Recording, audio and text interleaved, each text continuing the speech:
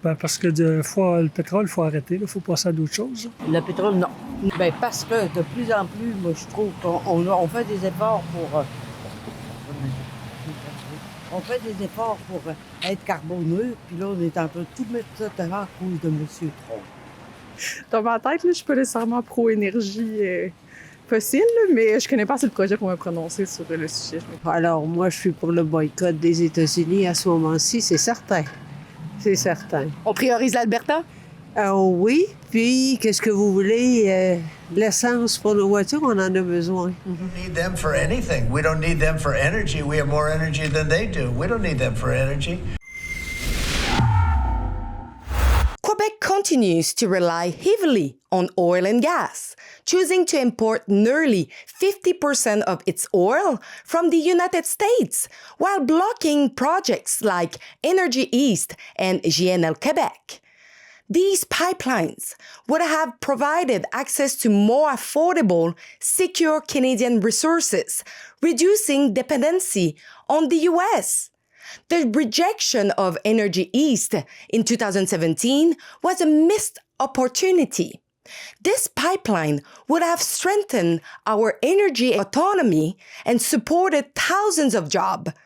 Today, Quebec and Ontario rely on a pipeline that passes through the US, making them vulnerable in an increasingly tense geopolitical context. Let's also remember the 2021 legal battle when Michigan Governor Whitmer attempted to shut down Line 5, a key pipeline supplying Quebec and Ontario. Its closure would have had devastating effect on both provinces.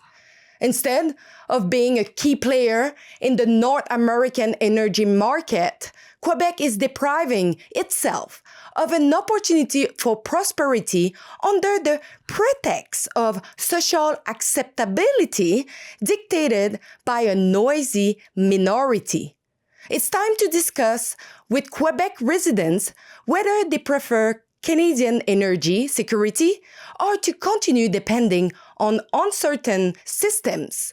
And my first question would be if they are ready and if they want to restart the GNL Quebec and East Energy. Let's check it out. Je demande aux gens s'ils sont en faveur de repartir le projet Énergie Est, le projet de pipeline. Ben oui, surtout aujourd'hui, c'est important de le partir, je pense. C'est quand même une ressource d'énergie qu'on a et qu'on fait rien avec, qui dort. Je pense que c'est important, là, dans ces années de développer ça, nos ressources. Ça nous ferait voir un peu pour les autres pays qui ont de quoi à vendre. Hein. Pour ma part, présentement, je suis pas prêt à ça. Je suis pas disponible. Oui. Oui, parce qu'on ne peut pas se fier juste à l'électricité. Ça fait qu'il faut quand même... Puis je pense qu'on devrait faire des transactions avec le Canada au complet au lieu de s'ostiner avec les États-Unis. Ben, c'est pas le cas, non. Non? C'est pour toutes les bonnes raisons qui avaient été mentionnées. C'est comme l'environnement, puis le trajet aussi du pipeline, là, aussi. C'est une bonne question. Faut y réfléchir sérieusement. C'est sûr que l'indépendance énergétique au Canada, c'est important. Pas tout à fait convaincu, par exemple. Faudrait voir. Je pense qu'en ce moment, moi, d'emblée, j'étais pas favorable à ça. Non. Pour quelle raison? Parce que le pétrole, il faut arrêter, il faut passer à d'autres choses. Oui, pas con. De toute façon, de ce temps-ci, avec Trump, on a besoin un peu, je pense, de... Je pense que c'est non. Non, vous êtes contre, pourquoi? Oui, parce que je suis contre le pétrole. Je veux pas trop d'exploitation de pétrole. Le pétrole, non. Non, on est contre. Contre. Pour quelle raison? Ben parce que de plus en plus, moi, je trouve qu'on fait des efforts pour... on fait des efforts pour être carboneux, puis là, on est en train de tout mettre ça dehors à cause de M. Trump. Je vous dirais, à l'heure actuelle, avec les informations qu'on a, non, mais ce serait peut-être un projet à reconsidérer. Mais selon les impacts environnementaux, parce que les premiers résultats n'étaient pas très intéressants pour le Québec, semble-t-il. Donc, c'est à suivre. Oui. Pour quelle raison? Bon, tant qu'à y être, on trouve super pollué. Hein? Faut pas suivre la tendance.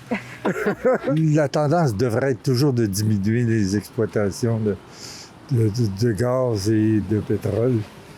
Fait que si on fait ça fait rien que faire l'inverse. Je serais plutôt d'avis qu'on relance le projet avec ce qui se passe actuellement là, aux États-Unis. Là. Peut-être que j'aurais une ouverture à regarder ça à nouveau. Là. Oui. Oui, pour quelle raison? Parce qu'on a besoin. Il va falloir réfléchir à ça, là, parce qu'il ne faudrait pas faire ça parce qu'on est trop pressé à cause des tarifs des États-Unis. Là. Mais bon, je pense qu'il faut regarder pour avoir plus d'autonomie puis être moins dépendant des États-Unis. C'est à étudier. Oui. Pour quelle raison? Parce que pour l'économie, pour nous aider à renflouer nos coffres.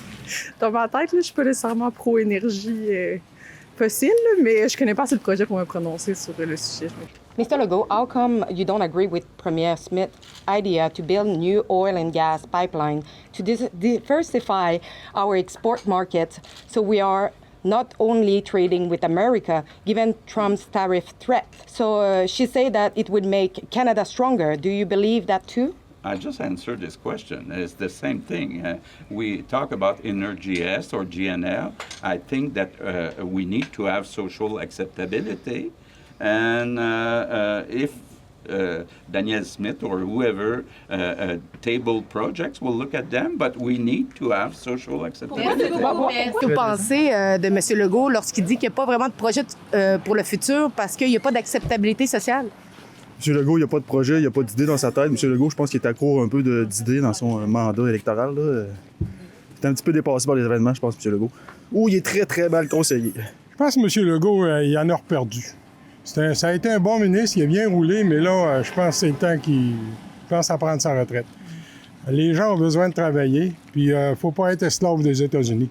Puis on n'a pas assez d'électricité pour ça. Ouais, mais ça dépend. Je pense que ça peut changer avec Trump, là.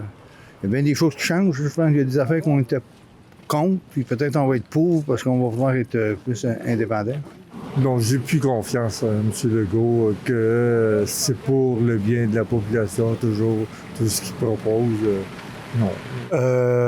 C'est ce que M. Legault a dit hier, mais je pense que son discours peut évoluer dans l'avenir là, avec ce que le président Trump va proposer avec ses mesures. Je pense ça peut évoluer tout ça. Je pense que l'acceptabilité sociale peut évoluer aussi dans le temps. Là. D'un côté, il y a l'environnement, puis de l'autre côté, il y a l'économie. Qu'est-ce qu'on priorise? Mais je comprends que la faveur puisse être contre le pipeline. Mais je me dis qu'on pourrait le vendre à l'extérieur, du côté de l'Europe. Savoir que 50% du pétrole provient des États-Unis, est-ce que vous seriez favorable à utiliser juste le pétrole de l'Alberta? Plutôt que celui des États-Unis, ben là, il y a le pipeline qu'il faudrait qu'il passe tout le long. Là. C'est pas fait. Là. Il y a des territoires indiens et tout ça. Je pense que avant que ça se fasse, ça va prendre du temps. Prioriser le pétrole de l'Alberta voudrait dire qu'il y a un oléoduc qui va se rendre chez nous. Actuellement, on parle de transport par train. C'est aussi très, très problématique. Il y a là un danger réel. Mais ce n'est pas quelque chose sur lequel je mettrais l'emphase comme tel.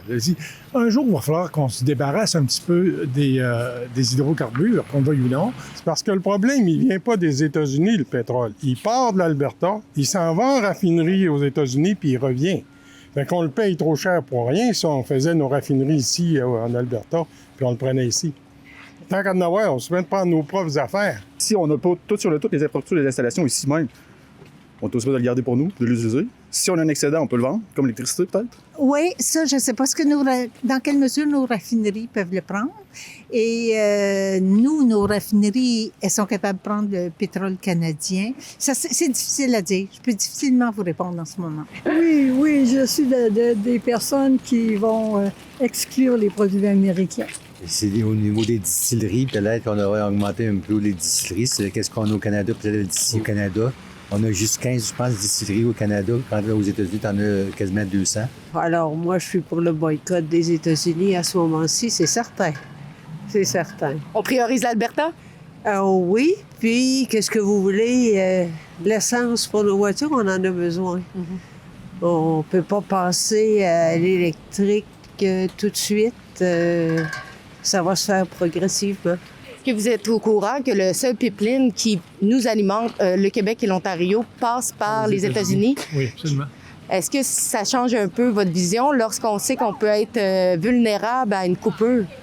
Je n'ai pas réfléchi à ça comme tel, mais fondamentalement, l'acceptation sociale pour le fait de passer le pipeline sur le Québec n'a pas été démontrée. Oui, j'étais au courant. Je suis conscient de ça.